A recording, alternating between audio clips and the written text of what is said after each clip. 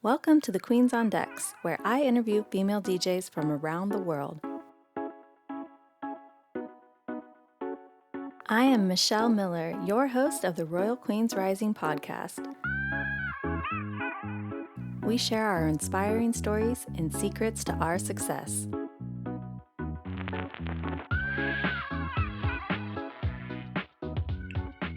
Hi, I'm DJ RunDat, and today we have DJ Dayna. We're going to talk about how she started her own DJ business. Hi, how are you doing, everybody? And thank you, Michelle, DJ RunDat, for having me. So I am DJ Dayna. I am based here in Columbus, Ohio. I do a lot of special events, including weddings and corporate, social events, fashion. And I also travel a few months out of the year DJing on cruise ships.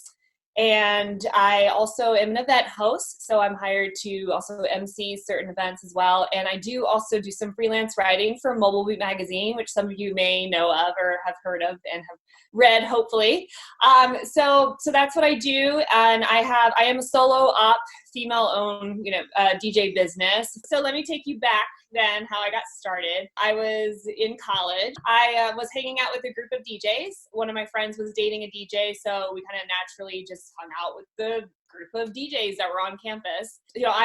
I've always loved music, first of all, and I've always been like the first to hit the dance floor. So for me, I think being able to hang out with DJs was like a super cool thing. Also, I started talking with them more, obviously, about DJing. And then one of the DJs that was basically in charge of booking all of the DJs for like all of the campus bars and nightclubs and events. And this was in Miami, University of Ohio, which is down outside of Cincinnati. So just to give you, that's where I went to college. Yeah, so it was just kind of, he started talking to me one night and I showed a lot of interest. And he was like, you know what, do you want to give this a shot? And I said, sure, this would be fantastic. I didn't even think about, DJing. So he basically took me under his wings and he taught me. We were using CDJs at the time. Pioneer CDJs is what I started off on. He kind of showed me a few things. He had the training technique of throwing me onto the decks. I mean, literally, like, it was, here, let me show you how a few of these things work, and then go. Between that, throwing me in, and then also we would get together on the side. He started training me, about beat matching and about the technology, about reading your crowd and all of that good stuff. So I started working with him, and so that became my college cash fund, I like to say, my part-time job for the rest of college. And then I continued DJing really post-college while I worked in a 9-to-5, we'll say 9-to-5 job, Monday through Friday. And I worked for other companies as a subcontract DJ for many years. And I actually ended up moving to LA for 5 years to pursue, at the time, my dream was to work as a journalist in entertainment. So I went out there to pursue that, but to help pay the bills, how LA can be super expensive. So I DJ'd for a lot of companies, doing weddings, corporate events, some nightclubs, and variety of things. So then now fast forward to, I was out there for 5 years and then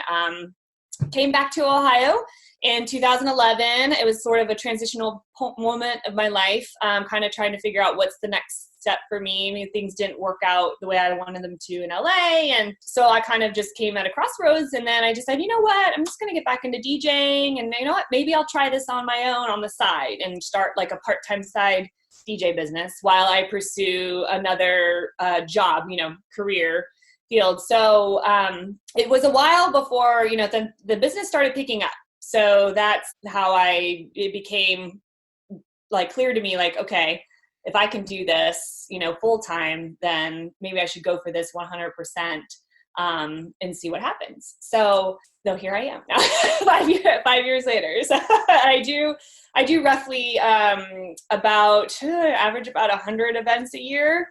And then I travel, like I said, usually 2-3 months on cruise ships. Wow. Yeah. A lot of DJing. Yes, it is. It's a lot.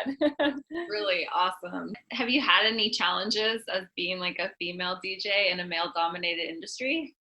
Yeah, that question gets asked a lot. I personally, my experience has always been really positive, to be honest. I don't feel like I've ever been in a situation where, I feel like it's posed a problem. I think it definitely, I can say it has been an advantage. Personally, I think there's especially female-owned businesses or female-focused groups and organizations. And I think some people just have a preference of a female DJ. But then on the other end of the spectrum, I think people also have a preference of a male DJ. So I think it really depends, on what your appeal is to the client.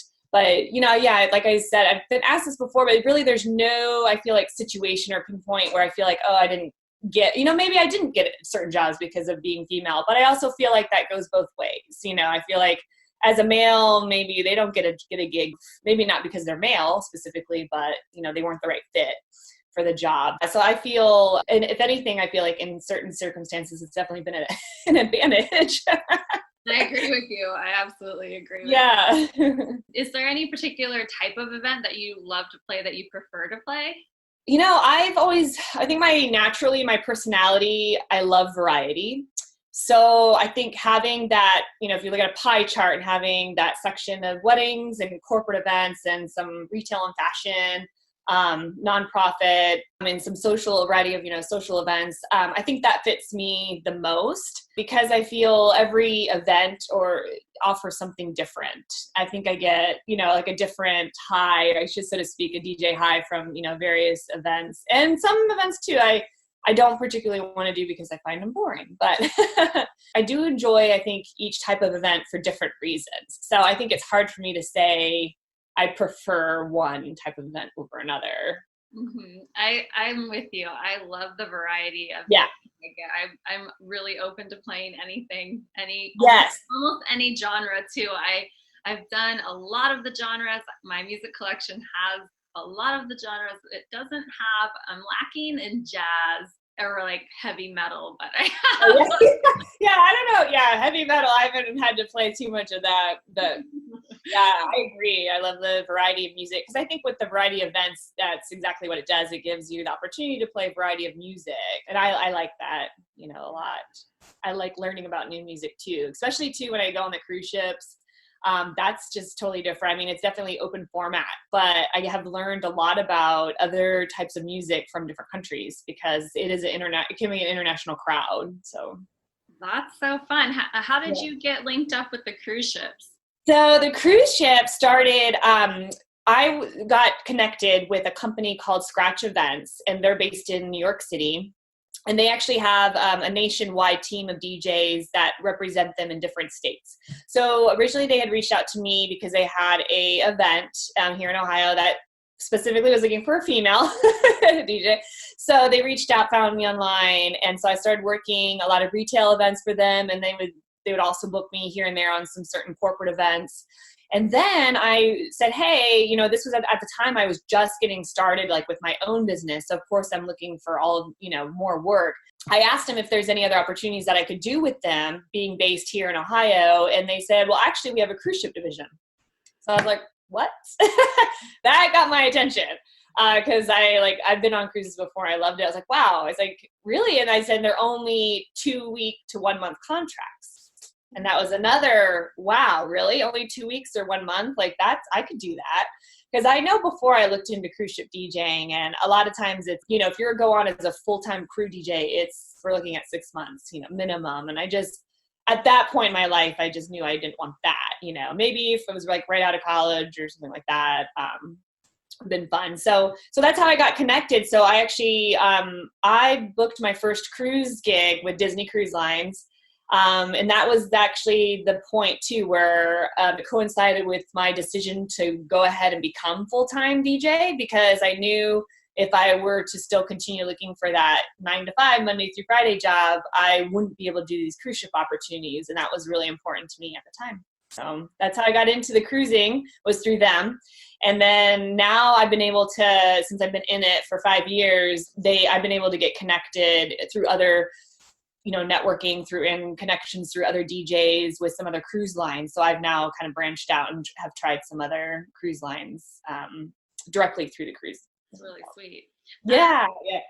So you say you host events. Did that just come along with DJing, where you're getting on the mic and you start being the host of the wedding? And how did that expand into like hosting full on events? Yeah, exactly. And it's definitely something, an area, I'm still working on trying to get more of, but I started, basically I kind of just like, I really like doing this. And I think it comes from my background too, with majoring, in college in mass communications, I did focus in TV broadcasting, and I really enjoy, I don't know, I just really enjoyed that aspect, but I had enjoyed kind of, and also being, when I started doing weddings and other types of events, like, wow, I really enjoy just kind of like being the host. And I also got into theater and improv and things of that sort. And I'm like, this seems like it would be, a complementary fit to DJing, because like I'm already kind of, I'm emceeing, but then what if I turn this into, and then just getting booked as a event host? And I like to use the term event host.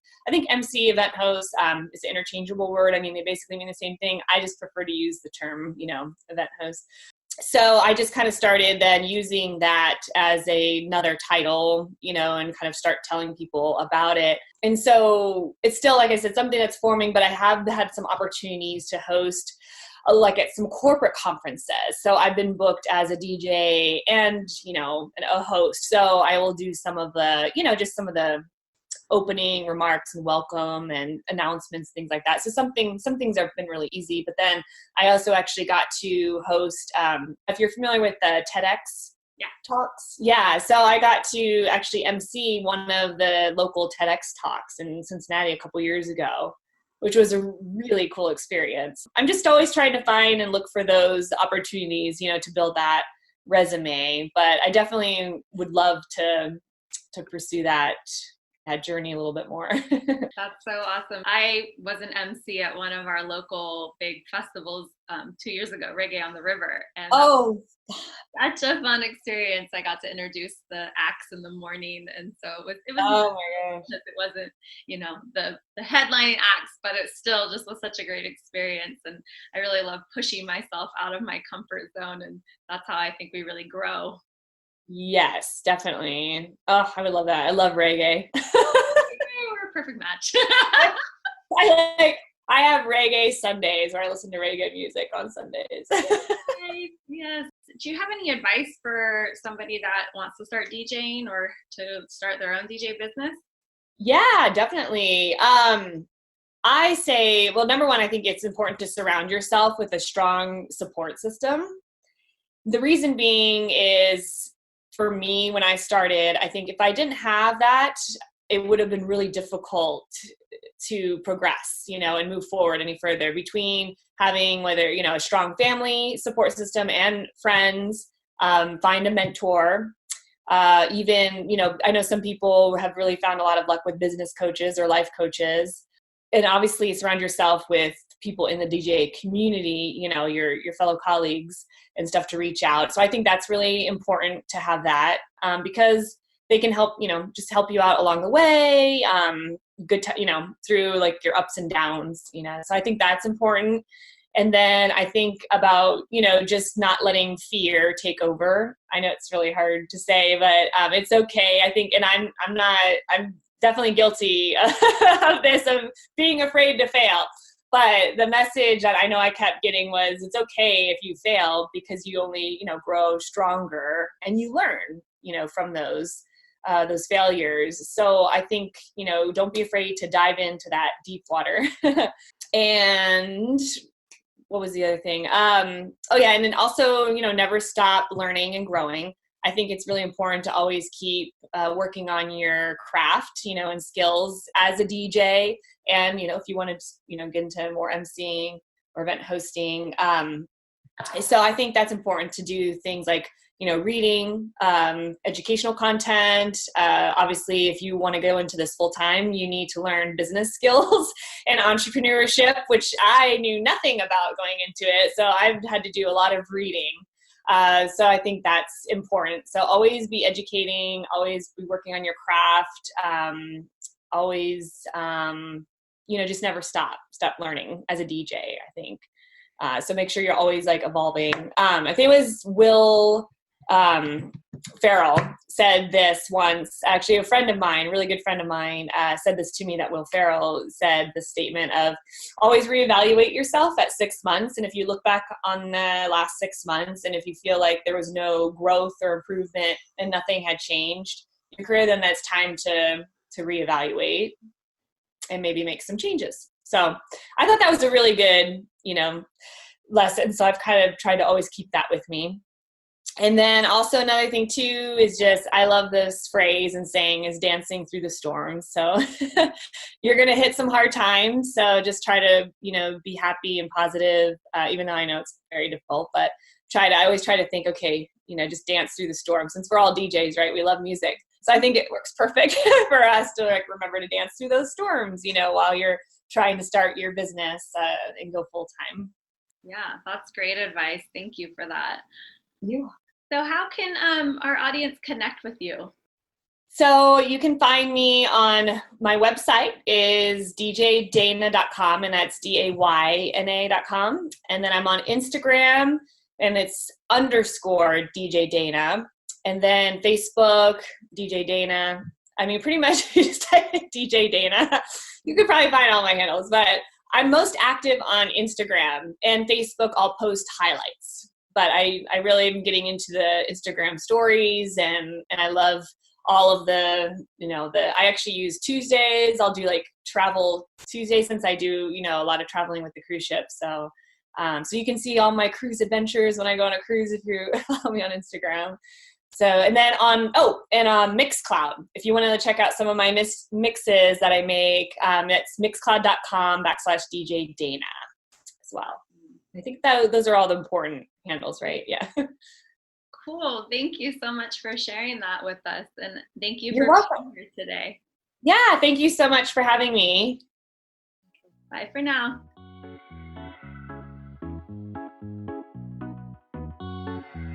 Go to my website to claim your free gift, a digital copy of my best-selling book, How to Start a DJ Business. www.djrundat.com.